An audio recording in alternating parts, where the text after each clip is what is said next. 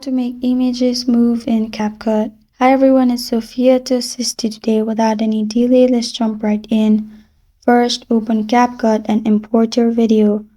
After that, drag all the way down to edit. After that, on top right, you'll find video option. Make sure it's in basic.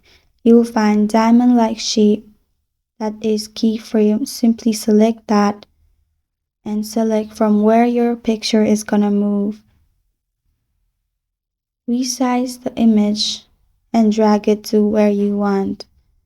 After that, drag your video and then you'll find diamond-like shape. After you change the position of your picture, you can do same of this. After that, you can see picture is moving.